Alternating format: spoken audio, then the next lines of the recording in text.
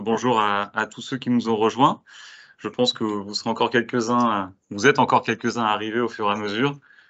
On a un ordre du jour qui est relativement chargé, donc je vous propose de démarrer dès maintenant.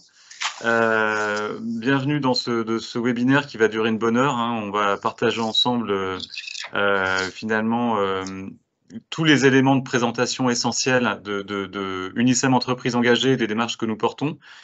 J'aurai le plaisir avec moi d'être accompagné par Sarah et Alfonso qui pilotent la démarche. Donc Sarah étant la secrétaire générale d'Unicem Entreprises Engagées, et Alfonso l'animateur RSE et environnement de l'association.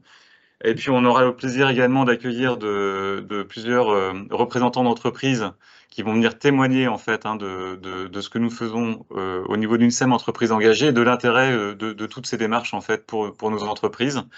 Et puis ce que j'espère, c'est qu'on ait un maximum de temps aussi pour répondre à des questions, aux questions que l'on se pose avant ou pendant la mise en place des démarches que nous portons. Voilà, tout simplement. Donc je souhaite que cette réunion soit la plus fluide, la plus directe, la plus évidemment sincère possible, authentique, pour que chacun puisse repartir avec des informations qui pourront les aider finalement pour soit prendre des décisions, soit pour poursuivre leur démarche en matière de RSE en particulier. On peut passer peut-être au tout premier slide pour, je crois, prendre connaissance. Donc, Lisette, si tu veux bien passer le slide suivant, ou Alfonso, je ne sais pas qui passe les slides. C'est moi, mais il y a un petit bug informatique. Il y a un petit bug. Voilà, alors, c'est pas grave. C'est pas grave. Le premier slide, je vais vous le raconter, c'est un slide classique dans les organisations professionnelles. C'est celui du respect des règles de la concurrence, puisque nous sommes dans le cadre d'une organisation professionnelle. Et donc, on s'engage tous à respecter ces règles dans ce cadre.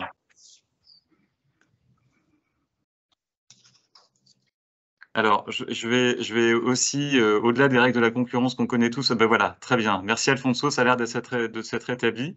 Pour le bon déroulement de cette réunion, je vous propose tous de couper vos micros et caméras quand vous ne prenez pas la parole, bien entendu.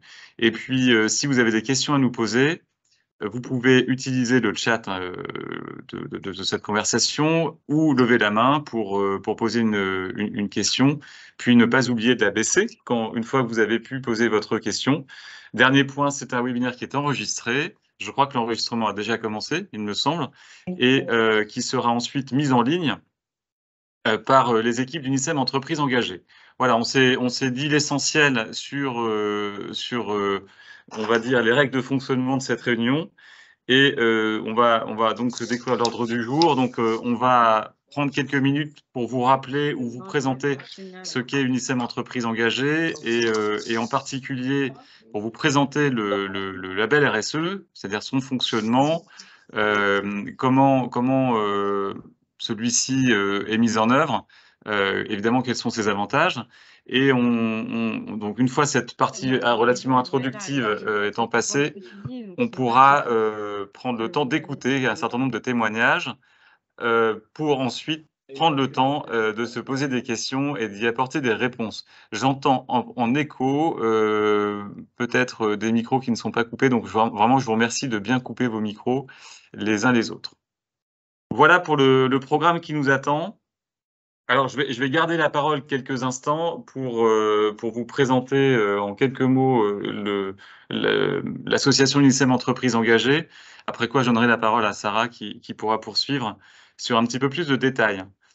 Alors, Unicem Entreprises Engagées, c'est une association loi 1901, donc qui n'a pas de but lucratif, hein, je le précise à tout hasard, et qui a été créée par, alors dans le cadre de l'Unicem, on pourrait dire, il y a une trentaine d'années, pour promouvoir l'amélioration des pratiques environnementales et sociétales des entreprises, spécifiquement pour la filière minérale et pour le secteur des entreprises du secteur des carrières et des matériaux de construction, avec cet objectif plus global de développement durable de la profession. Alors, pour mettre en œuvre en fait cet objet d'association, on a en gros 5 grandes missions.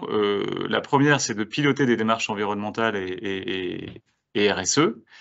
On a pour ça le label RSE et Cap Environnement. Et puis ensuite, toute une série en fait de services qui sont déclinés avec notamment un service de sensibilisation et de formation en fait de nos membres, d'accompagnement des membres également, d'organisation, et ça c'est vraiment, je pense, le cœur de ce que nous portons, d'organisation du partage de bonnes pratiques, et enfin, un objectif qui nous ne devons pas l'oublier, qui est très important en tout cas, à notre sens, qui est celui de la communication et de la valorisation des résultats de ceux qui se sont engagés, qui ont fait cet effort. Voilà.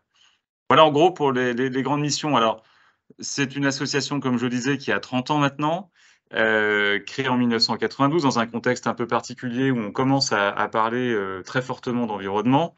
Et puis, avec à l'origine une orientation qui est très liée à la connaissance des pratiques environnementales, des impacts de nos activités. Alors, on est dans le domaine des carrières à l'époque. Notre association s'appelle Charte Environnement des industries de carrière. À partir de 2004, elle évolue. Elle reprend toutes les bonnes pratiques identifiées dans les études et dans les guides, et elle lance un premier référentiel de progrès environnemental avec un système d'audit, d'évaluation de terrain, site par site, à l'année, jusqu'en 2014, où on va fêter les 10 premières années finalement de la Charte Environnement des industries de carrière. Et puis quelques années plus tard, on se pose, bien entendu, comme toutes les organisations, la question de l'intégration des enjeux de développement durable dans l'association. Et c'est de cette manière qu'en 2017, une nouvelle approche est créée avec ce qu'on appelait à l'époque la charte RSE, ce qui est aujourd'hui le label RSE, et donc la création en fait d'un nouveau référentiel autour des questions de responsabilité sociale des entreprises. En 2021, nous nous sommes dotés au niveau de l'association d'une charte d'engagement. On a revu un certain nombre de termes autour de l'association. On est devenu Unicem Entreprise Engagée avec cette fameuse charte d'engagement qui nous unit tous en tant que membres de cette association autour de valeurs et puis autour d'un objectif commun qui est celui de mener nos activités dans l'esprit et dans l'objectif du développement durable, avec un tronc commun qui est souvent celui d'ailleurs qu'on retrouve dans les grandes normes liées au développement durable, qui est basé sur 5 axes, celui de protéger nos salariés, celui de protéger l'environnement, celui d'ancrer nos activités, d'intégrer nos activités dans les territoires où nous sommes présents, bien entendu, celui de respecter nos clients et nos fournisseurs, et enfin celui de bien organiser nos activités. Voilà, tout simplement. Donc tout ça nous unit dans une perspective de développement durable qui repose évidemment beaucoup pour ce qui est de nos activités dans le concept de l'économie circulaire, et qui nous permet d'avancer au travers de démarches comme Cap Environnement ou le label RSE, fort de ces grands principes. Voilà pour la charte d'engagement. Et je crois peut-être que c'est maintenant que je te passe la main, Sarah. Donc, Sarah va vous présenter un peu plus de détails sur l'association et le label RSE. Alors, ton micro est coupé, Sarah. Est-ce que vous m'entendez maintenant? C'est parfait. Merci beaucoup, Louis, pour cette présentation, et bonjour à tous. Donc, pour ma part, je vais vous faire un focus sur l'organisation de l'association et les services proposés. Donc, l'association, comme vous pouvez le voir sur la slide, est structurée autour de 2 échelons, le comité national et des comités régionaux, qui ont tous vocation à fournir des services aux adhérents. S'agissant du comité national, des référentiels de progrès sont mis à disposition des adhérents. Ce sont vraiment les documents qui sont des clés de voûte de l'association, autour desquels se structurent les 2 démarches de progrès et qui sont mis à jour annuellement. Des formations et webinaires sont également proposés, donc à minima 2 formations annuelles, l'une sur la RSE et l'autre sur l'environnement. Nous proposons également des ressources documentaires et des outils sous la forme d'outils en ligne ou de livrables. Et puis enfin, des actions sont menées dans l'optique de faire connaître et reconnaître ces démarches de progrès, notamment auprès des parties prenantes et notamment les pouvoirs publics. En ce qui concerne les comités régionaux, De nombreux services sont également proposés, donc un certain nombre d'animations sous la forme de visites de sites, d'ateliers, alors qui peuvent être des ateliers thématiques ou encore l'organisation de tables rondes. Des dispositifs d'accompagnement également à la RSE sont proposés. Ils ont vocation à sensibiliser et à encourager ceux qui souhaiteraient du coup adhérer et entrer dans ces démarches. D'autres événements sous la forme d'échanges de bonnes pratiques sont proposés, sous la forme de club RSE ou encore club découverte. Et puis enfin, des actions de promotion des entreprises engagées qui prennent souvent la forme de remise de diplômes au niveau des régions. Avec cette slide, du coup, l'idée, c'était d'illustrer certains outils et formations webinaires que nous avons proposés. L'année dernière, UE a proposé un quiz RSE, qui est un outil de sensibilisation qui est disponible en ligne sur notre site internet et qui propose donc, qui vient sensibiliser à la RSE et qui propose un plan d'action en fonction des réponses qui sont données par la structure participante. Nous avons également mis en ligne un recueil de bonnes pratiques opérationnelles qui recense 60 fiches opérationnelles avec des actions qui recouvrent l'ensemble des thématiques de notre référentiel et qui sont réplicables. Figure également sur la slide une checklist de conformité réglementaire environnementale qui est mise à disposition des adhérents. En ce qui concerne maintenant les formations et les webinaires, alors je ne vais pas tous les citer, mais en 2022, par exemple, deux formations avaient été mises en place, l'une sur la gestion des déchets industriels et l'autre sur la gestion de l'environnement pour les centrales à béton. Et côté webinaire, nous en avions organisé 4. Le premier sur la valorisation de la RSE dans les relations commerciales. Le deuxième avait vocation à présenter la démarche Fret 21 qui concourt en fait à améliorer l'empreinte carbone des transports. Et puis ensuite, 2 présentations avaient été réalisées, l'une par les commissaires enquêteurs et puis la dernière sur les nouveaux outils proposés par l'association. Et cette année, donc, nous avons organisé une formation sur les achats responsables et la prochaine sera relative à la biodiversité. Alors, j'en arrive maintenant donc à une présentation succincte de nos 2 démarches de progrès. Comme vous pouvez le voir, nous avons 2 démarches qui sont pilotées et portées par l'association. La première s'appelle Cap Environnement. Il s'agit donc d'une démarche qui est dédiée aux industries extractives et de valorisation.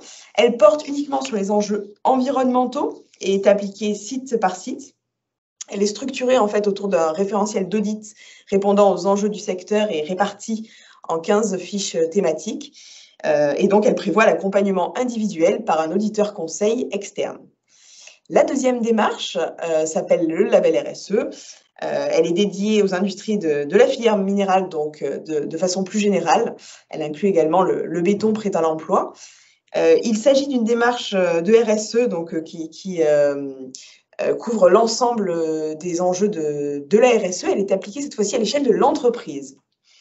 Elle est structurée autour de cette fois-ci d'un référentiel qui inclut 36 fiches thématiques et qui intègre intégralement le référentiel Cap Environnement que nous avons vu juste avant. Et en ce qui concerne l'évaluation, elle inclut donc une évaluation qui est réalisée par un organisme tiers indépendant. Alors, nous allons maintenant vous présenter quelques chiffres clés, et pour cela, je laisse la parole à Alfonso. Merci Sarah, bonjour à toutes et tous. Donc, on voulait tout simplement illustrer l'évolution de l'association ces dernières années. Et pour cela, on a pris comme année de repère 2016. Pourquoi 2016? Parce que c'était la dernière année où on n'avait qu'une seule démarche de progrès, la charte environnement à l'époque. Et donc, on comptait 960 sites adhérents. Et depuis, on a évolué. Maintenant, on propose à nos adhérents 2 démarches de progrès avec le label RSE.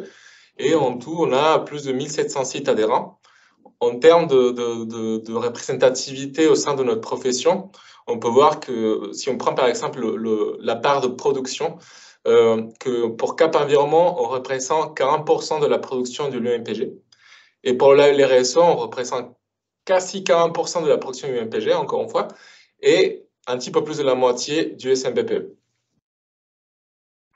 Ensuite, pour le niveau de maturité, donc ce que vous voyez à l'écran, c'est une photo à l'instant T de la performance de nos adhérents dans les 2 démarches de progrès. Pour préciser, donc, plutôt pour rappeler ce que Sarah a dit juste avant, la démarche Cap Environnement, elle s'évalue site par site. Donc, les notes que vous voyez là sont par site. Et puis ensuite, les RSE sont des démarches entreprises. Donc, les notes que vous voyez là sont par périmètre. Donc, une entité administrative avec tous les sites de production qui sont rattachés. Vous voyez donc 4 niveaux qui sont les mêmes pour les 2 démarches, engagement, progrès, maturité, exemplarité dans l'ordre. Et on voit que pour Cap Environnement, on a trois quarts de nos adhérents qui se placent sur les 2 niveaux supérieurs, maturité et exemplarité. Et en même temps, pour la RSE, ils sont à peu près 2 tiers à avoir un niveau soit maturité, soit exemplarité, ce qui parle de la belle performance de nos adhérents dans les 2 démarches de progrès. Merci beaucoup, Alfonso. Très clair. Je vous propose de faire une petite pause, alors en restant évidemment tous connectés les uns avec les autres, mais pour répondre à vos premières questions, si vous en avez, on peut tout à fait prendre quelques minutes dès maintenant. Simplement un petit commentaire par rapport à ce que vient de présenter Alfonso. C'est intéressant hein, dans les graphiques que vous avez vus juste avant de voir l'équilibre en fait que nous avons en fait dans les positionnements de nos entreprises et de nos sites. Que ce soit dans le cas de la démarche Cap Environnement ou dans le label RSE, en fait, ce sont des démarches qui nous invitent tous à démarrer en fait ce qu'on appelle l'amélioration continue dans nos entreprises, sur la base de référentiels qui ont été élaborés pour nous professions et pour notre secteur d'activité en particulier. Et vous voyez que peu importe le niveau en fait finalement où on est dès aujourd'hui, au démarrage, qu'on soit à un niveau d'engagement, un niveau de progrès ou un niveau d'exemplarité, il y a de la place pour tout le monde. L'idée, c'est de rentrer collectivement en fait dans cette démarche, et puis ensuite, par contre, d'aller chercher de la performance au sein de l'entreprise. Et je pense que nos démarches en fait sont taillées finalement pour répondre à cet objectif d'amélioration continue.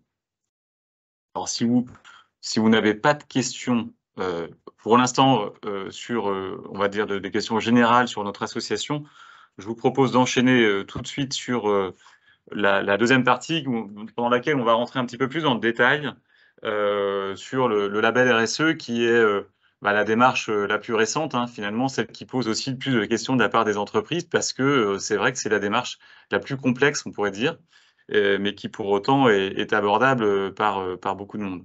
Je vois qu'il y a une question quand même malgré tout de Clément. Vous avez parlé d'un quiz RSE. Est-il accessible à ceux qui ne sont pas engagés dans la démarche? Alfonso, tu veux bien répondre à cette question? Je n'ai jamais la réponse tout de suite sur ce genre de choses. Alors oui, tout à fait. Oui. Le recueil des bonnes pratiques et le quiz RSE, ce sont des outils qui sont accessibles à tout public depuis le site unicem.fr. Il faut chercher l'onglet « Industrie responsable » et vous allez les trouver après sur le titre « Unicem Entreprise engagée ». Merci Alfonso. Donc, je crois que c'est toi qui reprends la main, Sarah, pour la présentation du label RSE. Tout à fait. Merci, Louis. Donc, pour vous présenter le label RSE, on repart un peu des fondamentaux, mais on a quand même mis une slide sur la RSE pour vous rappeler ce dont il s'agissait. Donc, la RSE, la responsabilité sociale de l'entreprise, c'est concrètement la mise en pratique du développement durable dans l'entreprise. Donc, une entreprise qui pratique la RSE va chercher à, d'une part, être économiquement viable, d'autre part, à préserver la santé et la qualité de vie au travail de ses collaborateurs, à avoir un impact positif sur la société, mais également à respecter l'environnement. Si vous voulez, la RSE est un outil qui fait pleinement partie de la stratégie de l'entreprise pour renforcer sa performance et également sa pérennité. Alors, quels sont les bénéfices de la RSE? Ils sont de plusieurs ordres. En tant qu'entreprise, une démarche RSE va permettre d'une part de valoriser et structurer ce qui est déjà en place parce que beaucoup d'entreprises font déjà de la RSE, mais ne le savent pas toujours. Donc, l'aspect structuration est particulièrement important. Cela permet également de continuer à améliorer ses pratiques afin d'augmenter sa performance économique, mais également réduire plus généralement ses risques, que ce soit des risques juridiques, d'approvisionnement ou encore de réputation, d'anticiper également les attentes et les contraintes liées à son activité, comme je vous disais tout à l'heure, donc via la pérennisation de son entreprise et en répondant aux attentes de ses clients et plus largement de la société. Un autre bénéfice est celui de la communication interne. La RSE va permettre d'agir, de communiquer en cohérence avec ses valeurs et de fidéliser ses équipes. En ces temps difficiles de recrutement, c'est un avantage précieux. Elle permet donc de fédérer ses équipes autour d'un projet qui donne du sens. Et puis enfin, il y a également un aspect qui concerne la communication externe vers ses clients, vers également l'administration ou encore les riverains, car elle va permettre de se différencier, de valoriser son image et donc d'améliorer son attractivité. Alors, venons-en maintenant à notre label RSE-UE pour les entreprises. Quel est son intérêt, notamment par rapport à d'autres labels qui sont plus généralistes? C'est un label alors, qui est pragmatique et sectoriel, parce qu'il a été adapté en fonction aux enjeux spécifiques de notre secteur. Et il se base, comme c'est indiqué sur la slide, sur les lignes directrices de la norme internationale ISO 26000 qui est relative au développement durable. Donc, c'est également un label qui est adapté aux entreprises de toute taille de la filière minérale, qu'on soit PME ou grand groupe. On peut en effet s'engager dans ce label RSE. Et puis enfin, c'est un label qui est robuste et reconnu. Alors, en ce qui concerne la reconnaissance, donc on va y venir après, mais donc les évaluations sont réalisées par 7 organismes évaluateurs reconnus et qui ont été sélectionnés par l'association. Le label, au moment de sa création, avait été sélectionné également par la plateforme RSE, qui est une instance placée au niveau de France Stratégie auprès du Premier ministre pour une expérimentation nationale sur les labels sectoriels RSE. Il a également été reconnu en 2021 par SNCF Réseau pour accéder à ces marchés. Et puis enfin, nous sommes membres de Responsibility Europe, qui est un réseau européen des labels RSE leaders en Europe. Alors, j'en viens maintenant au cycle d'évaluation. Lorsqu'une entreprise donc adhère au label RSE, comme vous le voyez, elle a 15 mois en fait pour réaliser son auto-évaluation à partir du référentiel que nous proposons. Et donc, au bout de ces 15 mois, elle va transmettre un certain nombre de documents à l'OTI, organisme tiers indépendant, donc l'organisme évaluateur qu'elle aura choisi. Cette OTI reçoit donc le dossier et va réaliser ensuite une série d'audits terrain à partir d'un échantillon de sites. Donc, c'est à partir de là que va démarrer le cycle de 3 ans. Donc, vous voyez, l'étape 3, c'est en effet la première évaluation qui est réalisée au niveau de l'entreprise. Et un niveau lui est à ce moment-là attribué pour 3 ans. L'entreprise a donc la possibilité pendant ces 3 ans de communiquer sur le niveau qui lui a été attribué. Au milieu de ce cycle, donc au bout de 18 mois, l'entreprise effectue une évaluation intermédiaire documentaire. Elle recourt de nouveau à son OTI qui vient réaliser une évaluation donc documentaire du progrès qui a été réalisé depuis le dernier audit. Et puis donc 18 mois plus tard, au terme de ce cycle de 3 ans, on redémarre un nouveau cycle d'évaluation. Voilà de façon très schématique comment la démarche vient se structurer. Et pour finir, un zoom donc, sur les organismes évaluateurs que je citais tout à l'heure. Donc l'entreprise a la possibilité de choisir parmi 7 organismes évaluateurs que vous voyez à l'écran, 6 organismes nationaux, dont l'AFNOR, EcoCert, le CERIB, et également un organisme régional.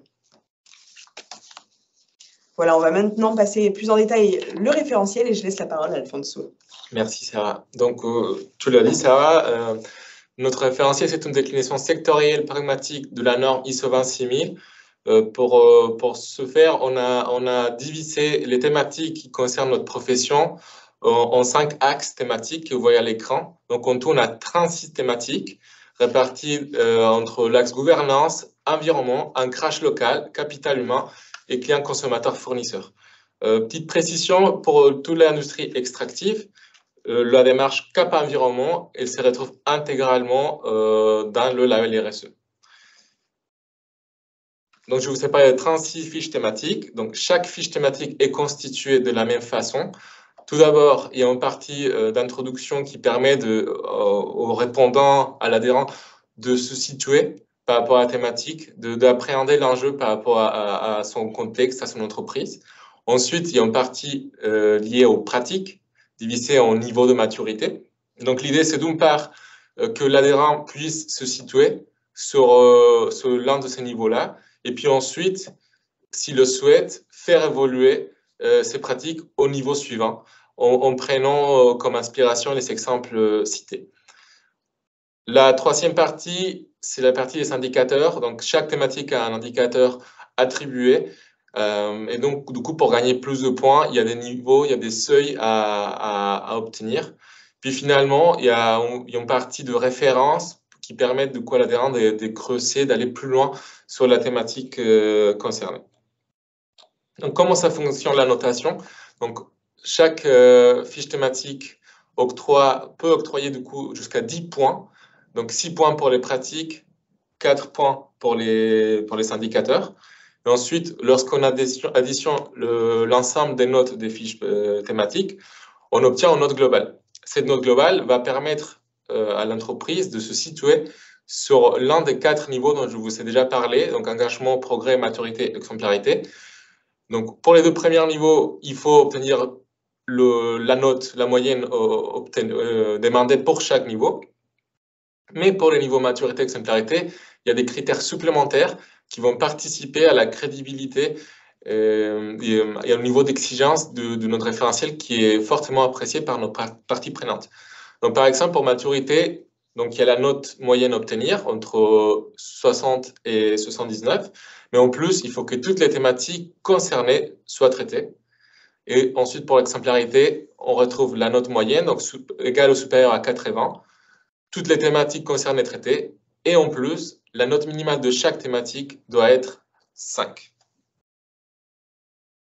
Donc, autre critère supplémentaire qui va venir du coup rentrer en jeu pour les 2 niveaux supérieurs, maturité et exemplarité, c'est la validation du comité d'évaluation. Donc, ce comité d'évaluation, il est composé par les organismes tiers indépendants, les représentants de la profession et également des représentants des parties prenantes de la profession également. Donc, les dossiers notés au niveau maturité et exemplarité par l'évaluateur vont devoir être présentés auprès de membres du comité d'évaluation pour une validation. Et lorsque le niveau est validé, donc le cycle de validation dont Sarah a parlé de 300 commence. Pour le niveau engagement et progrès, ce niveau-là, il est obtenu dès l'édition du rapport d'audit.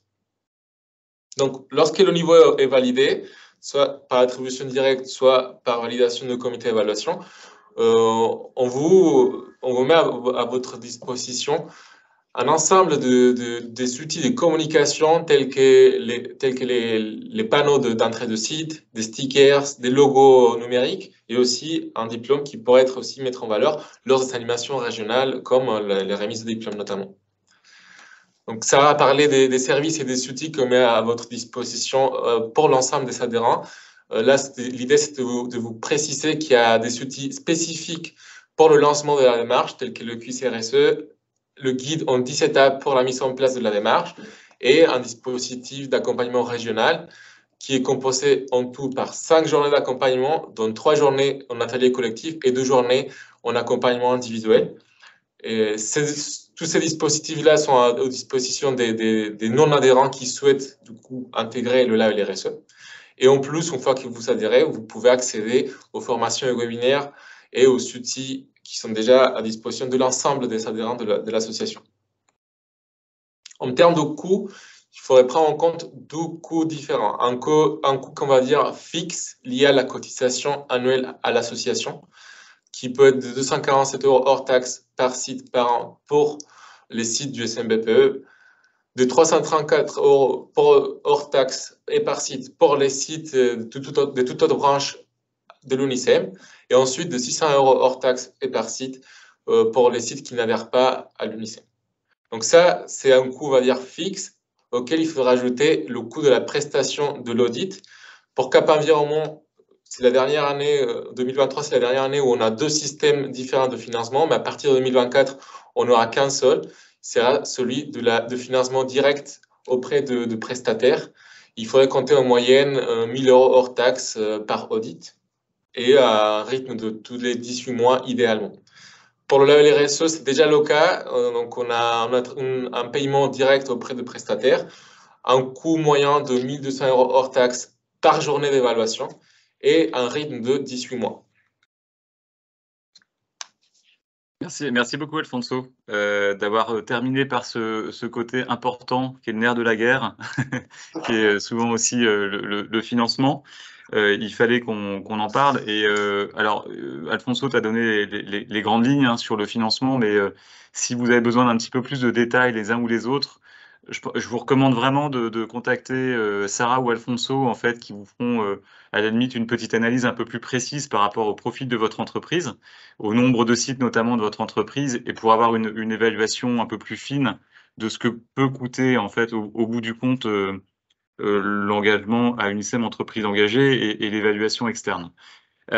Juste avant de répondre aux quelques questions qui ont déjà été posées, je voulais juste revenir sur un point que vous avez soulevé, qui est le processus finalement d'évaluation pour le label RSE, en insistant sur quelque chose qui est très spécifique à la démarche du label RSE, qui est ce temps avant l'évaluation externe par un organisme tiers indépendant, qui est le temps de l'auto-évaluation. En fait, c'est ce temps qui est certainement dans l'ensemble de la démarche le moment le plus important. C'est le moment où l'entreprise en fait s'approprie les grandes lignes de la RSE. C'est le moment où en fait l'entreprise fait un diagnostic de ce qu'elle fait déjà ou de ce qu'elle devrait faire en plus pour affûter sa démarche RSE. Et c'est le moment finalement où elle fait l'état des lieux et où elle commence à dessiner le plan d'action finalement de sa démarche RSE. Donc c'est un moment qui est fondamental et qui est fait à partir finalement du référentiel que vous a présenté Alfonso. Vous avez vu un peu de détails hein, sur l'exemple de la fiche qu'il vous a présenté. En fait, ce référentiel, c'est vraiment la base, c'est le support de base en fait de l'ensemble de la démarche. C'est ce qui explique qu'il est si étoffé et si complet. Alors, c'est vrai, quand on ouvre le tableur Excel pour la première fois, il fait un peu peur, ce référentiel. Mais quand on rentre vraiment dans la démarche, on a un accompagnement, une sorte de pas à pas, qui est extrêmement utile, en fait, parce qu'il est présenté de manière simple et pédagogique au bout du compte. Voilà. Il est finalement très accessible, même s'il y a une somme, évidemment, d'informations qui sont contenues dedans. Je vais donc reprendre les questions en fait que vous avez commencé à poser, en commençant par celle de, je crois, de Thibaut, qui demandait si les 36 fiches en fait qui constituent le référentiel RSE sont accessibles aux entreprises qui ne sont pas encore engagées. Et je vous laisse répondre, Sarah et Alfonso, parce que j'ai un début de réponse, mais je vais vous laisser faire. Alors, du coup, les référentiels sont comment dire, propriété de l'association. On fait en sorte de ne le rendre accessible qu'aux adhérents pour qu'ils puissent en servir. Donc là, je parle notamment de la version Excel qui est vraiment l'outil de travail qui va vous permettre de faire une auto-évaluation. Donc, qui va vous donner un niveau à partir des informations que vous allez rentrer dedans. En revanche, pour que vous puissiez du coup avoir une idée de l'ampleur de ce qui est demandé dans le référentiel, déjà, dans le document que nous on appelle règles de fonctionnement, vous pouvez d'ailleurs avoir ces informations-là, mais éventuellement, on peut essayer de donner en version PDF, une extraction PDF de référentiel pour que vous puissiez avoir une idée de ce qui vous attend. Je confirme totalement ce que tu viens de dire, Alfonso. Vous aurez la chance d'avoir en primeur le référentiel pour vous qui participez à ce webinaire. Je crois que c'est très important, en fait, en effet, qu'on puisse vous le partager si ça vous intéresse et si vous avez l'intention de vous engager dans l'association. Aucun problème. Deuxième question concernant le choix de l'OTI. Alors, donc ça, c'est une question de Clément qui demande le choix de l'OTI, en gros, est une différence avec le label CAP environnement ou pas.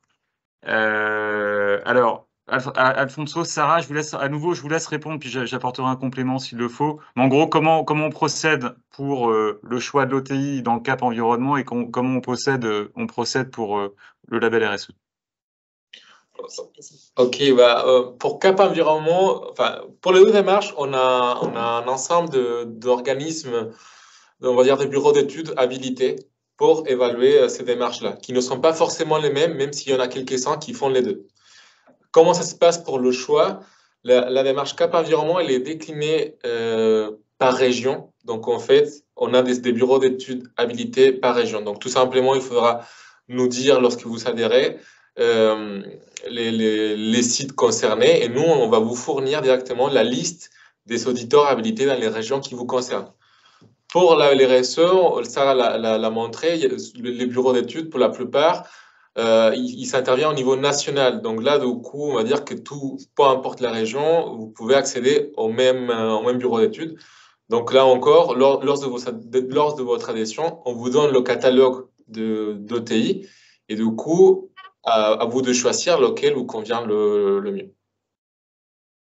Ok, merci Alfonso. Alors une autre question de Clément qui demande en fait qu'est-ce qui se passe, comment ça se passe quand on est déjà dans Cap Environnement, dans cette démarche, et que l'on souhaite passer à la démarche du label RSE.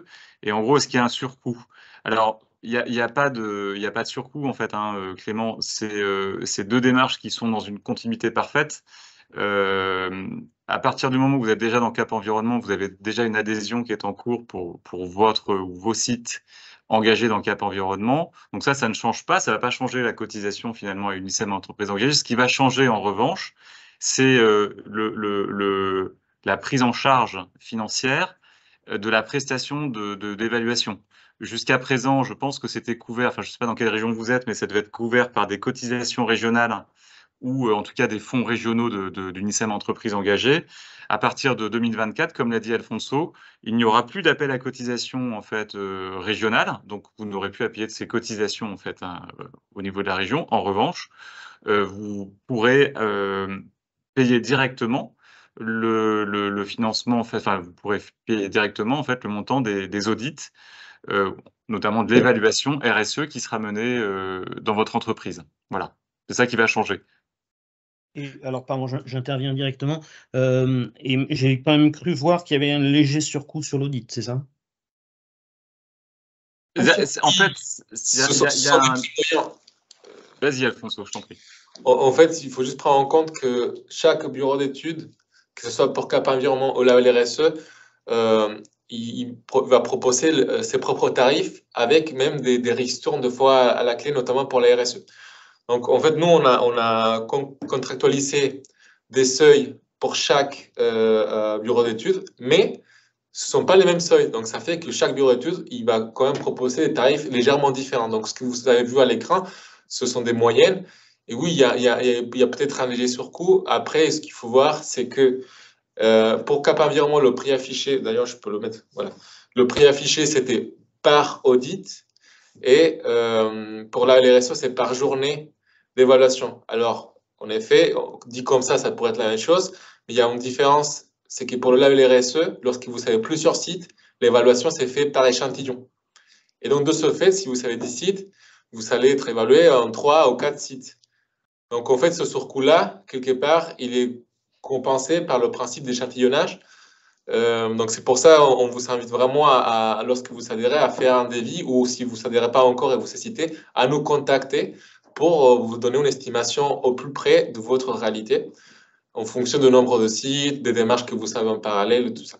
Mais là, du coup, pour faire, par souci de simplicité pour ce webinaire, on a fait une moyenne. Voilà, donc ce qu'il faut retenir dans l'affaire, c'est que avec Cap Environnement, on est dans une démarche d'accompagnement site par site. Donc le bureau d'études, hein, grosso modo externe, vient faire les évaluations site par site. Et pour la partie RSE, en fait, c'est une approche entreprise avec un échantillonnage en fait des sites de l'entreprise qui fait l'objet d'un audit externe, d'une évaluation externe. Donc au bout du compte, bon, c'est vrai, le prix à la journée de l'auditeur, en gros, c'est un élément de comparaison, mais qui est pas l'élément décisif en fait pour le devis final, quoi, en gros, hein. Donc ça va vraiment dépendre de la taille de votre entreprise, mais ce qu'il faut retenir, c'est que c'est en gros l'échantillonnage, c'est racine carrée du nombre total de vos sites, et c'est sur cette base de calcul là que vous allez avoir en fait votre coût annuel, enfin en tout cas votre coût d'évaluation. Alors, est-ce que vous avez d'autres questions sur cette première partie avant que nous passions au témoignage de nos invités.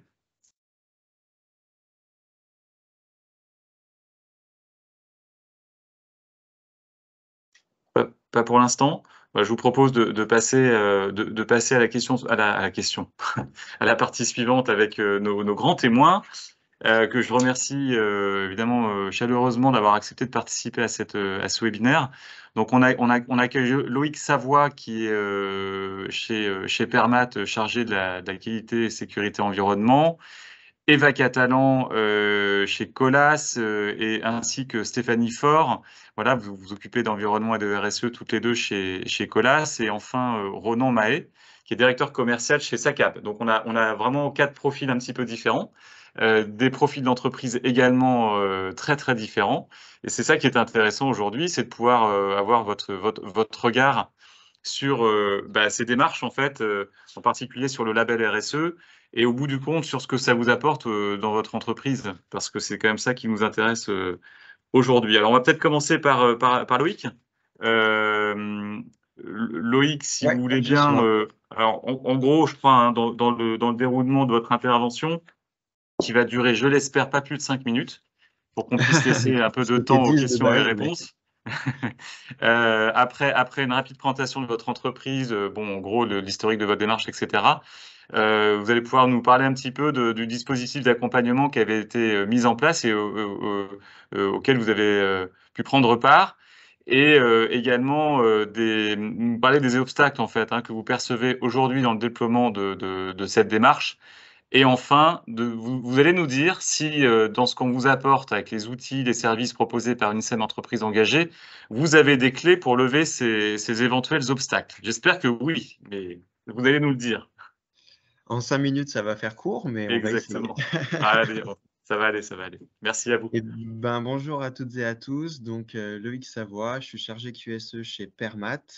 Donc, je m'occupe de tout ce qui est qualité, sécurité, environnement et je suis aussi le pilote RSE. Donc, c'est moi qui gère tout le déploiement, on va dire, de la RSE sur le site. Donc, avant de vous parler d'où est-ce qu'on en est dans la RSE et des difficultés et puis de l'accompagnement, je vais déjà vous présenter l'entreprise. Donc, Permat, c'est une entreprise familiale, donc ça vient de Perrier Matériaux. Donc, depuis 2007, Philippe Perrier a créé Permat. Donc, on est à Genêt, au nord de Lyon. Et en fait, on est donc une entreprise qui est dans le recyclage des déchets inertes issus de la démolition du BTP et puis de tout ce qui est aussi des blés de terrassement, donc on peut retrouver en TP, etc. Pour vous donner une idée, on a 15 personnes, on a 3 sites. Donc, on a le site de Genêt, on a toute la production, donc notre installation de recyclage et puis une installation de chaulage pour les déblais de terrassement. Et après, on a 2 plateformes de vente et de décharge, donc sur Limonest et sur Dessines. On dispose également de notre propre parc transport. Donc, on a 8 personnes sur les 15 qui sont des chauffeurs. Donc voilà, en tout, pour l'activité vraiment purement matériaux, il reste pas grand monde. Du coup, juste pour que vous compreniez, donc on a tout ce qui est production sur Genêt et après tout ce qui est vente sur les plateformes de Limonest et Dessines. En gros, on vient prendre tout ce qui est produit fini, tout ce qu'on a créé sur Genêt, on les emmène sur nos plateformes périphériques et tout ce qui est en décharge sur nos plateformes périphériques, on les ramène sur Genêt. Donc voilà, ça fait les synergies entre nos 3 plateformes. On est engagé dans la RSE depuis maintenant un peu plus d'1 an. C'était en janvier 2022. Donc là, où est-ce qu'on en est? Eh ben, on en est quasiment à l'auto-évaluation. Donc, on fait appel actuellement aux auditeurs externes pour se faire évaluer. Donc, dans un premier temps, je vais vous parler du dispositif d'accompagnement par RT Consulting. Donc, c'est les 2 jours dont parlait Alfonso juste avant. Les 2 journées d'accompagnement. Donc, elles interviennent dans la phase d'auto-évaluation. Donc, grosso modo, la période qui s'étale du moment où on est engagé jusqu'au moment où on vient faire l'évaluation par un cabinet d'audit extérieur. Donc, en fait, c'est Thomas Poisa qui s'occupe de cet accompagnement. Je vais vous faire un retour d'expérience là-dessus sans forcément rentrer dans le détail de ce qu'il fait, etc. Donc, en fait, si vous voulez, on a un guide en 10 étapes qui nous permet de passer toute la démarche en revue, donc fiche par fiche, en faisant des copiles, donc des comités de pilotage et des groupes de travail. Et en fait, Thomas, il nous permet, durant cette période, de faire des points assez réguliers quand même, et puis de se tenir à la démarche, parce que bah, vous le savez comme moi, dans la vie d'entreprise, il y a plein de sujets qui arrivent au fur et à mesure. Et forcément, ça peut retarder la RSE. On avait prévu de faire une réunion en mars, bah, au final, elle va se faire en juin parce qu'on a eu plein de choses à faire qui étaient, on va dire, plus importants. Donc voilà, Thomas, il est là pour suivre notre avancée, pour aussi faire des points sur tout ce qui est bloquant. Donc, par exemple, on arrive à la 3e fiche et puis on bloque. Au lieu de se dire, bah, on ne sait pas quoi faire, on n'avance pas, et ben, on peut voir ça avec Thomas et du coup, il nous débloque et pendant ce temps-là, on peut continuer sur les autres thématiques. Donc ça, c'est ce qu'on a aimé. Ce qu'on a aussi aimé, c'est son retour d'expérience. Donc lui, il connaît bien la démarche. Il a vu beaucoup de sites, il sait ce que font les autres. Donc, en fait, si on est bloqué sur un point ou alors le référentiel n'est pas tout à fait adapté à notre situation, notamment nous au niveau du recyclage, et ben, il nous dit bah, je vais voir avec Alfonso, ou alors j'ai vu une autre entreprise du recyclage, bah, eux, ils font comme ça. Et du coup, en fait, ça nous permet de nous adapter vraiment par rapport au référentiel, suivant bah, la caractéristique de l'entreprise, aussi bien son activité que sa taille. Parce que forcément, lancer une démarche RSE dans un grand groupe, c'est pas pareil que dans une entreprise de 15 personnes. Ce que je peux vous dire d'autre aussi, c'est qu'il nous permet de faire le lien avec Alfonso. Donc, par exemple, il y a des choses, des fois, des indicateurs qui sont vraiment purement carrière. Et du coup, nous, ça ne nous correspond pas. Donc, on voit ça avec Thomas. Et puis après, Thomas, il fait le lien avec Alfonso pour lui dire, bah, au niveau des installations de recyclage, je prends notre cas, cet indicateur-là, bah, il ne leur convient pas parce que ce n'est pas adapté à leur activité. Du coup, après, Alfonso, il voit et puis il modifie le référentiel au fur et à mesure avec nos propositions, etc. Donc, ça, c'est plutôt bien. Et puis, sur la partie RT Consulting, on va être bon. Donc voilà, nous, ce qu'on a vraiment apprécié, c'est la connaissance du référentiel et cet échange qu'on a avec lui, où on peut un peu anticiper l'évaluation du jour J par l'auditeur externe. Donc on sait à peu près à quelle sauce on va être mangé, on va dire. Je vais vous parler maintenant très rapidement de notre niveau. Donc, on a fini tout ce qui est auto-évaluation. On en est à l'évaluation externe. Qu'on a prévu là en fin mars ou courant avril. Nous, on n'a pris que notre site de Genève parce que c'est là où il y a la production. Nos sites de Limonest-des-Cygnes, il y a juste un bungalow. Donc, et tous les textes, tout ce qu'on fait à Genève, bah, c'est répercuté sur les autres sites. Donc, on a commencé par notre site principal. Aujourd'hui, au niveau du score, on serait aux alentours de 60-65 sur 100.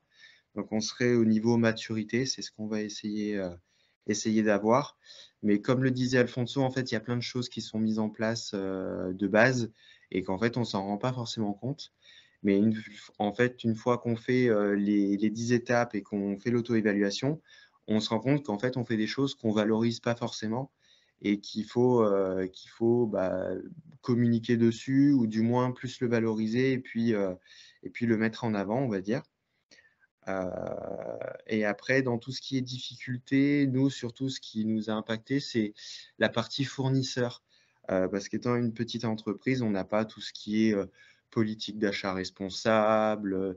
On faisait des choses, on traitait avec des fournisseurs en local, mais on ne le valorisait pas forcément. Pour nous, c'était quelque chose de normal, en fait. Et pour répondre à cette problématique, et pas plus tard qu'il y a une semaine, l'UE a mis en place une formation achat responsable avec, on peut dire, un cabinet externe qui s'appelait Alba Combi, où en fait, on a pu avoir des premiers éléments sur qu'est-ce que vous pouvez faire pour mettre en place une politique d'achat responsable, avoir les grands objectifs à faire en premier, on va dire, pour déjà débuter une démarche. Donc là, je vais vous présenter un exemple. Nous, moi, ce que j'en retiens, c'est qu'il y a plein de choses qui sont en place et qui sont pour nous très banales. Par exemple, payer à 45 jours nos fournisseurs, ne jamais avoir d'impayés, etc. Tout ça, ça paraît normal, mais en fait, on peut déjà constituer une politique d'achat responsable juste avec ces éléments-là. Et du coup, ça nous permet d'avoir plus de points sur la thématique et puis d'enclencher cette fameuse démarche d'amélioration continue. Et pourquoi pas avoir plus tard de former plus de personnes chez nous aux achats responsables. Enfin, voilà, ça nous donne des pistes en fait. Et après, au fil des années, c'est différents sujets qui sont traités et ça permet d'améliorer un peu tous les adhérents, on va dire, sur ces thématiques-là. Je pense que les 5 minutes sont largement alors passées. c'est vrai Loïc, c'est passé depuis un Donc certain temps. le reste, voilà, j'avais prévu 2-3 trucs en plus, mais je pense que j'ai dit l'essentiel. Ouais, merci beaucoup Loïc, en tout cas c'était très clair. On a vu en effet l'importance de cette démarche d'auto-évaluation, aussi l'importance d'avoir un accompagnement en fait par un bureau d'études externe, parce que ça permet de débloquer. Moi, c'est ce que j'ai retenu, c'est que parfois on se pose des questions, on n'a pas une réponse tout de suite, et on a avec cet accompagnement finalement des facilités. On a un facilitateur, quelqu'un qui met un petit peu de souplesse dans le système. Et ce que j'ai noté aussi, qui est un point intéressant, c'est finalement, on n'est pas forcément toujours très conscient, mais cette capacité qu'on a aussi, nous, à UNICEM Entreprises Engagées, à faire évoluer nos référentiels, avec cette remontée, en fait, ce que vous disiez, Loïc, auprès d'Alfonso, par exemple, d'un indicateur, d'une pratique qui est peut-être pas dimensionnée comme il faut dans le référentiel et qu'on peut reprendre, qu'on peut faire évoluer au fil du temps. Donc, on a un système qui est complètement évolutif, qui s'adapte finalement à l'évolution de nos entreprises. Et du coup, à l'évolution aussi des attentes de l'ensemble de nos parties prenantes, quoi, ce qu'on pourrait dire. Voilà. Donc, je ne sais pas si on a des questions tout de suite de la part des participants. N'hésitez pas à lever la main, à nous envoyer une petite question dans le chat, il n'y a aucun problème. On pourra répondre. Peut-être que les questions vont venir aussi au fur et à mesure des interventions, des diverses interventions. Ce que je vous propose, c'est peut-être de passer la main tout de suite à Eva et à Stéphanie, qui vont nous apporter leur témoignage sur ce qui a été fait chez Colas.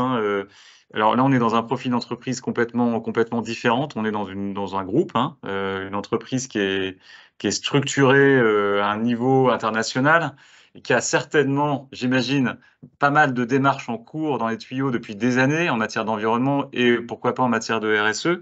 Et du coup, ça m'intéresse, moi, de savoir aussi, enfin, ça nous intéresse tous, je pense, de savoir quelles sont les motivations, en fait, que vous avez eues dans cette entreprise, dans ce contexte-là, pour vous rapprocher d'UNICEM Entreprises Engagées.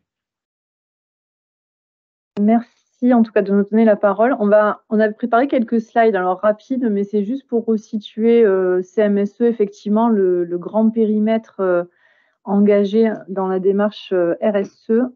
On va faire le partage d'écran.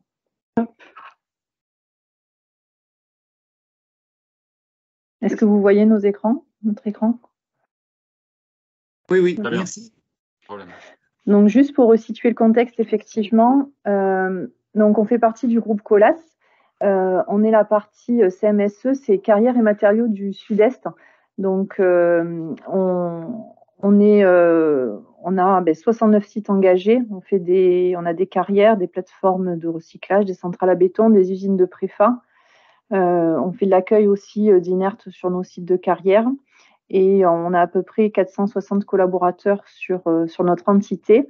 Donc, on a décidé d'engager finalement nos 69 sites actifs, on va dire. Il y a juste les usines de préfa qui aujourd'hui, elles sont pas intégrées. Enfin, le référentiel ne prend pas en compte ces activités-là, donc du coup, celles-ci ne sont pas intégrées. Juste en termes de certification jusqu'à présent, et ça va peut-être rejoindre votre question, Louis. C'est jusqu'à présent, on était certifié ISO 14001, ISO 9001 et ISO 45001 sur la partie sécurité.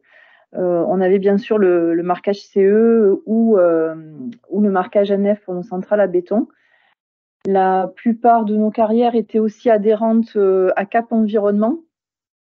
Et aussi, alors on n'a pas le logo, mais à la partie engagement santé sécurité pour certains de nos sites. Donc ça, c'était un petit peu variable sur notre périmètre, mais c'était le cas. Donc ce qu'on a décidé de faire, ça a été quand même, malgré toutes nos certifications, c'était de se dire, bon ben, par rapport aux démarches du groupe sur la partie RSE, par rapport à nos certifications que l'on avait depuis des années, c'était de se dire, bon, on pense qu'il est bon de changer un petit peu de cap et de se lancer sur une labellisation globale RSE. Donc, on a adhéré à ce label en mars 2022. Donc, pour les sites dont je vous ai parlé, donc c'est à peu près, nos sites, ils sont à peu près sur 20 départements du territoire sud-est de la France, enfin le grand sud-est, on va dire. Donc, du coup, on a effectué des auto-évaluations sur... en fait, nos 69 sites, ils sont décomposés sur 8 agences. Donc, on a réalisé des auto-évaluations sur nos 8 agences. Voilà. Donc, pour ça, on a essayé de se structurer, de réfléchir en amont. Donc, en gros, on s'est dit, on fait au mois de mars, donc on adhère au mois de mars. On a nos audits ISO habituels en juin, et puis notre objectif, c'est au printemps 2023, en gros, petit à petit, de migrer vers la labellisation RSE. Et dans le but, comme je vous disais tout à l'heure, d'abandonner donc l'ISO, mais aussi toutes les caps environnement, puisque le cap environnement est intégré dans le label RSE, et d'abandonner également les engagements santé-sécurité, puisque pour nous, le label regroupe un petit peu tout ça. Donc, par contre, effectivement, pour nous accompagner, alors on entendait la personne précédente qui indiquait avoir fait appel à quelqu'un de l'extérieur. Donc, nous, pour nous structurer, parce que c'est un gros périmètre, donc moi, j'ai été nommée comme chef de projet sur ça. Donc, il y a Eva qui est à mes côtés, qui a été recrutée en tant que chargée de mission sur cette grosse mission d'accompagnement des différentes agences sur cette labellisation. Et on a bénéficié aussi d'une aide importante de l'UNICEF Entreprises Engagées, PACA, qui a mis en place en fait des journées d'accompagnement pour toutes les personnes qui se lançaient dans le label. Est-ce que j'ai oublié des choses, Eva? Non, c'était Voilà. bien. Donc, du coup, comment on a procédé? Alors, c'est vrai que nous, on a essayé vraiment ce qu'on avait en tête, et ça a été dit, c'est de valoriser finalement tout ce que l'on fait. C'est vrai que nos carrières, depuis des années, on fait quand même pas mal de choses. Et pour nous, le label, c'était de créer finalement un fil rouge et essayer de valoriser au maximum nos actions et aussi de prendre en compte des choses qu'on ne faisait peut-être pas. Donc, vraiment d'avoir ce référentiel d'amélioration comme on pouvait l'avoir pour l'ISO, mais ça nous semblait plus ouvert, en fait. Voilà, plus ouvert. Donc, ce qu'on a fait chez CMSE pour mettre en place tout ça, donc on a déjà fait une première présentation au comité de direction en juillet 2022, puisque l'adhésion finale a été faite en juin 2022, le temps d'envoyer tous les documents nécessaires. On a fait toute une campagne d'auto-évaluation par agence, alors sachant que chaque agence, ça comportait plusieurs sites, donc c'était une grosse journée où on a balayé les 36 fiches sur les différents domaines avec toutes les personnes concernées, en faisant une grosse session d'introduction et de conclusion avec l'ensemble des états cadres des agences. Ensuite, on a, une fois les auto-évaluations réalisées, Eva elle a préparé une grosse synthèse de ce que ça donnait. Et on a fait une présentation de cette synthèse pour bâtir un plan d'action d'amélioration avec tout le comité de direction et tous les chefs d'agence. Et puis après, de novembre à mars, là, on est en train de travailler sur un plan d'action et on attend notre labellisation, enfin l'audit d'évaluation qui aura lieu au mois d'avril. C'est ça, voilà. Donc, pour nous, alors on a fait quelques REX. Eva, je vais te laisser parler du REX. Oui, juste pour terminer, parce qu'on n'a pas beaucoup de temps, en fait, c'est vrai que le REX sur la démarche, bon, déjà, je tiens à remercier l'UNICEM parce que c'est vrai que Alfonso ou même notre référent, notre interlocuteur sur le territoire sud-est, Théo Buisson-Ruiz, il nous accompagne vraiment bien sur le projet. Dès qu'il y a des questions, il se rend très disponible.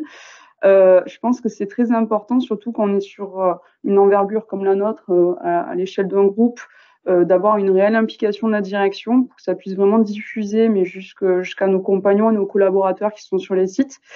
La difficulté qu'on peut voir, c'est aujourd'hui vraiment de rendre le sujet de la RSE accessible. Donc, il faut faire vraiment preuve de pédagogie sur ce thème-là, parce que c'est vrai que pour certains, ça reste extrêmement flou. Et bien l'expliquer, ça permet de mieux comprendre les enjeux et la démarche et de mieux s'impliquer. Donc, c'est quand même une base qui est très importante. La sensibilisation et l'adhésion de l'ensemble des collaborateurs, ça c'est essentiel.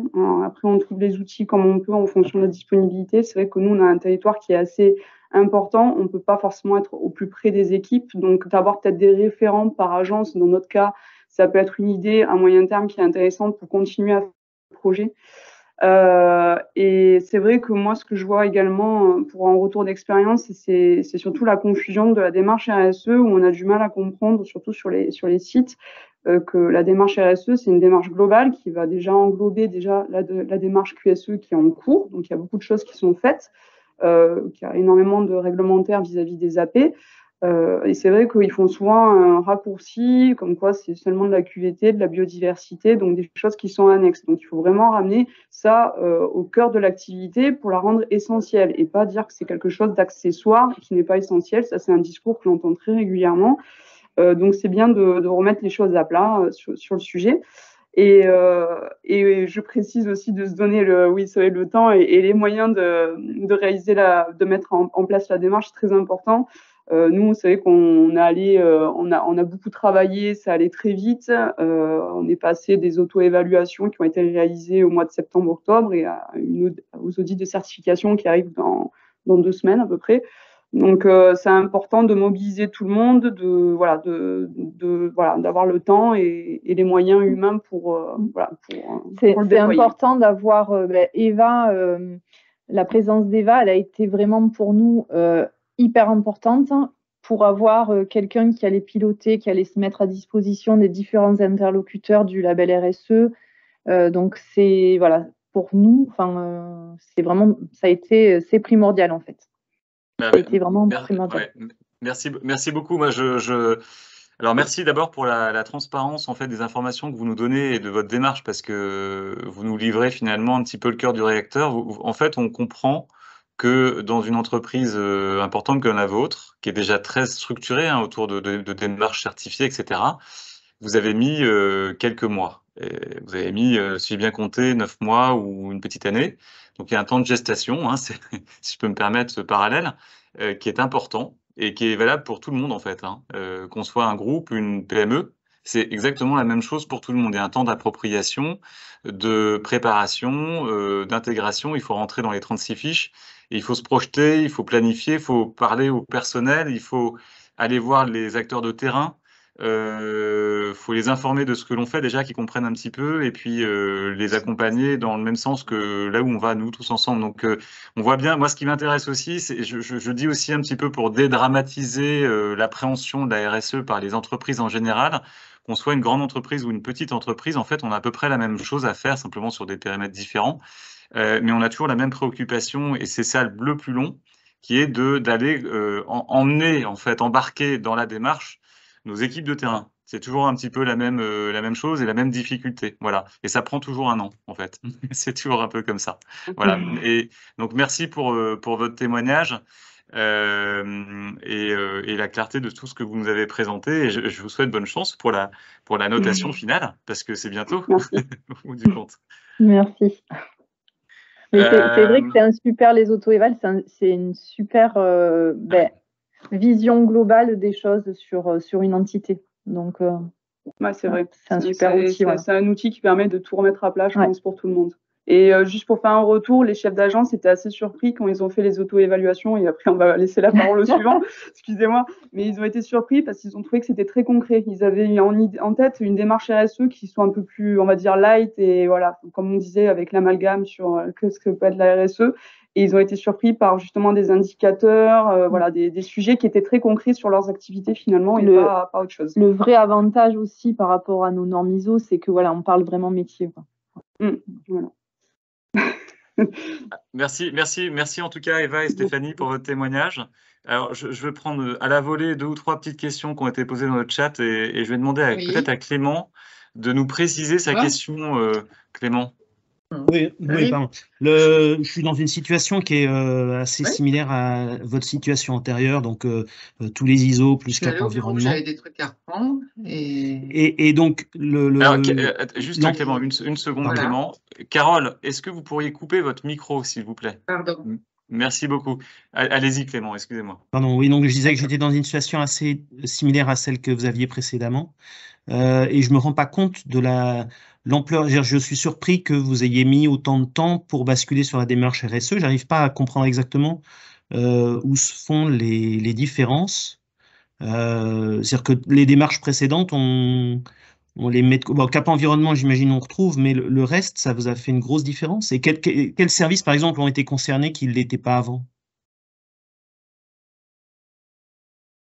Alors, c'est vrai que par rapport aux ISO, on a la partie client, l'ISO 9001, il y a la partie client-fournisseur, mais peut-être en tout cas sur la partie achat, je pense aux achats, je pense à la partie éthique. Alors, il y avait des choses qui étaient faites chez nous, hein, mais c'est vrai que ces points-là, par exemple, je pense à ça, n'étaient pas forcément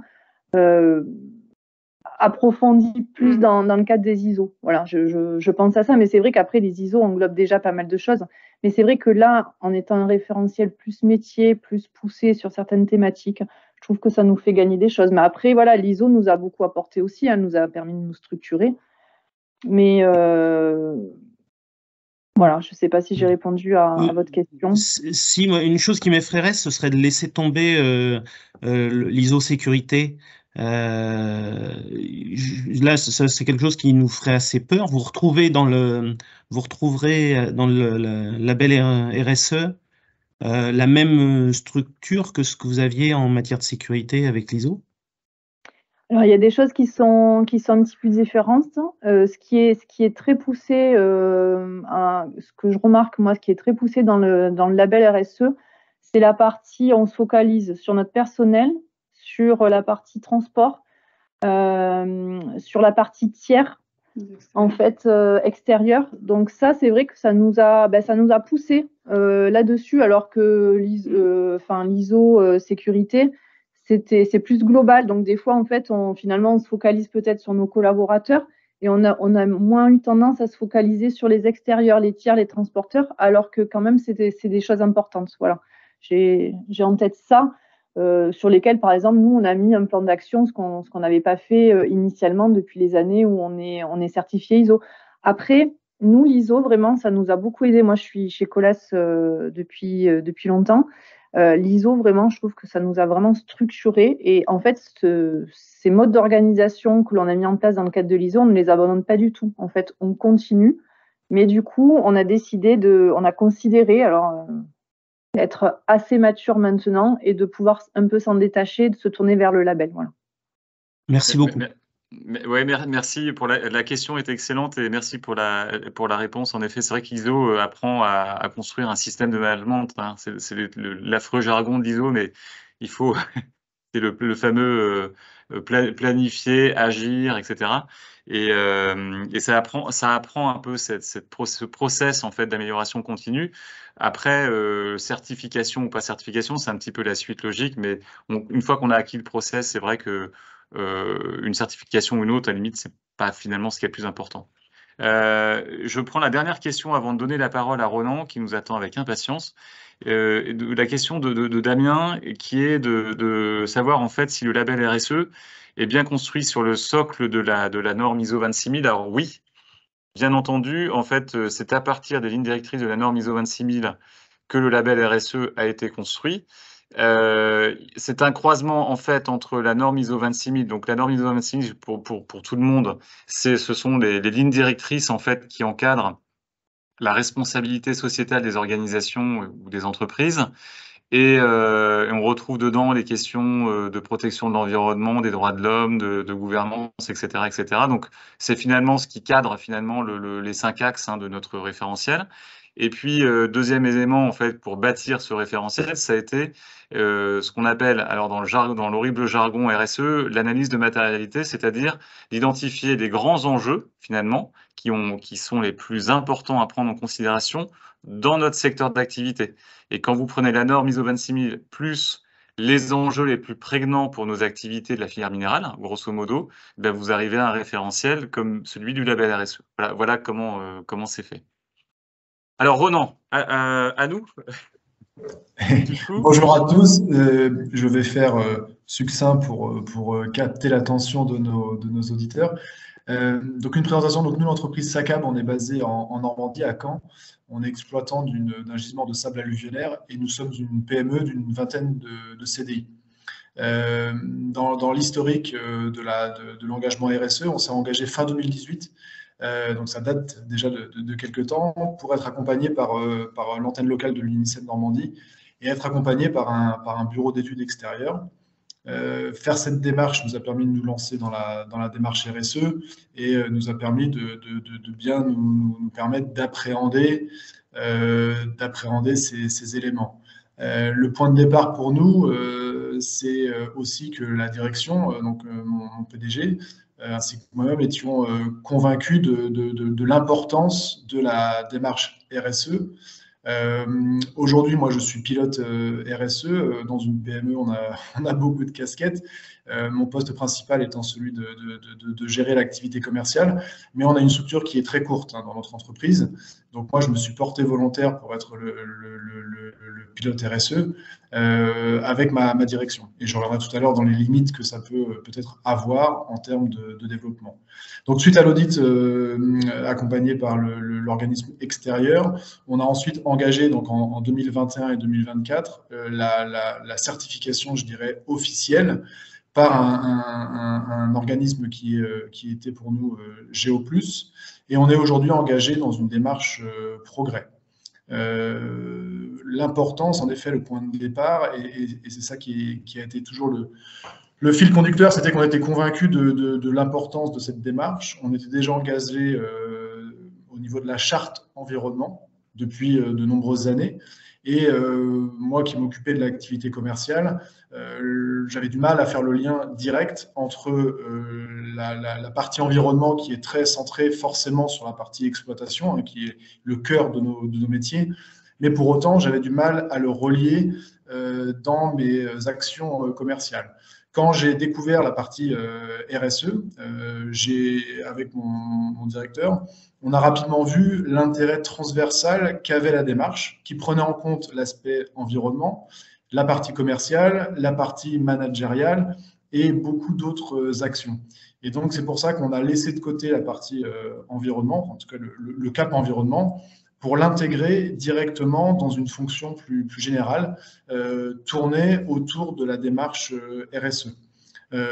Donc, depuis 2021, on a commencé à mettre ces éléments en place chez nous. Et aujourd'hui, après plusieurs années de mise en place, on se rend compte que le frein le plus important, entre guillemets, ou la limite de notre structure, c'est un petit peu les mêmes points que mes prédécesseurs ont abordés, c'est-à-dire c'est comment faire transpirer la démarche RSE au sein de nos collaborateurs et en interne dans l'entreprise. Forcément, la conjoncture dernière, notamment au niveau des flux d'évolution des énergies, etc., a monopolisé beaucoup de ressources, que ce soit pour le commerce ou pour la partie production. Donc forcément, des actions qu'on avait engagées sur la démarche RSE, qui sont des actions plus au long cours, ont été un petit peu abandonnées. Donc aujourd'hui, début 2023, pour nous, l'idée, c'est de travailler avec des actions simples pour expliquer aux collaborateurs, et on est encore à ce stade-là, c'est-à-dire que même si on est engagé depuis 2018, pour nous, la démarche RSE est une démarche de développement, d'amélioration continue. On ne s'est pas tout de suite dit il faut qu'on soit sur une démarche de maturité. Ce n'est pas du tout le cas. L'idée, c'était de démarrer. Et aujourd'hui, on est toujours dans cette démarche, même si ça fait 2 ou 3 ans qu'on a commencé. On mesure ce qui a été fait. On essaye d'en faire un petit peu plus tous les ans. Et ça sera déjà beaucoup dans la démarche d'amélioration continue qu'on s'est fixée. Et ça, c'est vraiment quelque chose que je vais aujourd'hui vous représenter. C'est que même sur des niveaux de PME, à mon sens, il est important de s'engager parce que ça, c'est le point de départ. Et ensuite, on travaillera sur des améliorations. Voilà un petit peu, j'essaie d'être assez succinct. En tout cas, voilà ce que je voulais vous présenter au niveau de l'avancement de notre démarche chez nous. Et je reste bien sûr disponible pour d'autres questions à la suite. Merci beaucoup, Ronan. Très clair, très simple, efficace. Et j'aime beaucoup le message de la fin sur ce qui est important, c'est de s'engager, d'y aller, de commencer. Et puis, voilà, et puis ensuite, d'engager l'amélioration au fil du temps, de regarder ce sur quoi on peut travailler, mais ne pas laisser s'impressionner en fait par l'ampleur de tout ce qu'il y a à faire, mais plutôt regarder le bénéfice d'y aller, en fait, tout simplement. C'est tout à fait ça, exactement. Et venant de la part d'un directeur commercial, ça a un peu de poids, hein, ce que vous dites. C'est-à-dire que c'est pas dit à tort et à travers. C'est dans l'intérêt pur de l'entreprise de le faire comme ça. Donc, exactement. Les collaborateurs de l'entreprise en elle-même, et ensuite ça découlera bien sûr vers les clients, vers les fournisseurs, etc. Bah, merci beaucoup, Ronan. Peut-être que on peut, alors malgré le fait qu'on a déjà amorcé un peu de retard dans cette fin de webinaire, on peut peut-être prendre une question s'il y en a une. J'en vois pas sur le chat, mais n'hésitez pas si vous avez une question ou deux à poser à Ronan, c'est le moment. Et puis si on n'a pas plus de questions, on peut. Bon, je comprends, il est tard, on a tous un petit peu faim. Ça fait déjà un peu plus d'1 heure qu'on est ensemble. Donc, moi, peut-être ce que je vous propose, c'est que des questions qui vont se poser au fur et à mesure dans les jours qui viennent. N'hésitez pas à nous en faire part, à les communiquer à Sarah et Alfonso. Moi, ce que j'aimerais, c'est du coup qu'on puisse bien en effet recueillir ces questions et puis établir un Q&A, enfin une sorte de petit forum. On fera une liste en gros des questions que vous êtes posées et puis on pourra peut-être communiquer, partager les réponses avec vous tous. Si vous avez des questions plus individuelles à poser, on pourra aussi vous y répondre individuellement sans aucun problème. Vraiment, n'hésitez pas. Si vous souhaitez avoir un entretien avec Alfonso ou Sarah plus direct pour répondre à vos questions, n'hésitez pas également. Je suis sûr qu'ils se feront un plaisir de vous y répondre. Et voilà, donc je pense que cette réunion était l'occasion de démarrer une discussion avec vous. Je remercie vraiment beaucoup nos intervenants extérieurs d'avoir pris du temps sur leur temps d'entreprise pour témoigner en fait de leur engagement au travers d'UNICEM Entreprises Engagées. Merci beaucoup Alfonso, Sarah, Lisette également pour la préparation de ce webinaire. Un mot rapide de conclusion avant de vous laisser, pour vous rappeler quand même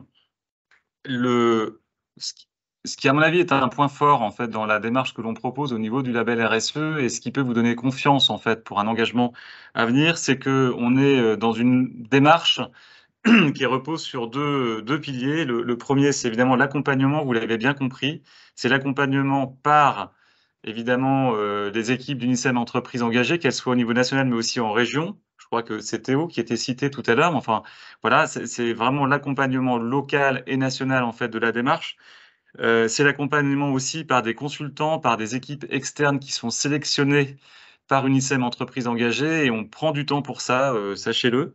Il y a vraiment un travail de repérage et de sélection des prestataires externes qui est fait de manière assidue. Et puis c'est la mise à disposition pour cet accompagnement d'outils qui sont élaborés pour notre filière minérale, pour vraiment nos industries, spécifiquement pour ça. Voilà. Donc c'est du sur-mesure et dans le domaine des labellisations RSE, en fait, il existe très peu en fait finalement de démarches qui sont faites sur mesure de cette manière-là. Et puis le deuxième pilier qui est à mon avis tout aussi important et qu'il faut évidemment qu'on cultive dans le temps et qu'on va, je l'espère, améliorer, c'est celui de la valorisation. je crois que Ronan l'a un peu abordé finalement, parce que la valorisation, c'est les entreprises elles-mêmes qui vont valoriser leurs propres engagements. Et ça, typiquement, quand ces sujets-là passent dans les mains des forces de vente, des équipes commerciales, on a de la valorisation qui est générée derrière avec la relation client. Et ça fait pas l'ombre d'un doute. Mais aussi, c'est la valorisation qu'on peut faire, nous, au niveau des instances d'UNICEM Entreprises Engagées et en région, pour mettre en avant vos efforts d'entreprise et les couronnés de succès. Donc, c'est un travail qu'on fait, je ne vais pas dire au quotidien, mais quasiment avec l'équipe et que font aussi les UNICEM régionales à diverses occasions. Voilà. Donc, ces deux aspects, ces deux atouts, accompagnement, valorisation, c'est ce qui vous accompagne et en tout cas, c'est la promesse qu'on fait à tout adhérent qui nous rejoint et qu'on essaiera d'honorer dans le temps, dans les prochaines années. En tout cas, merci à tous d'avoir participé à ce webinaire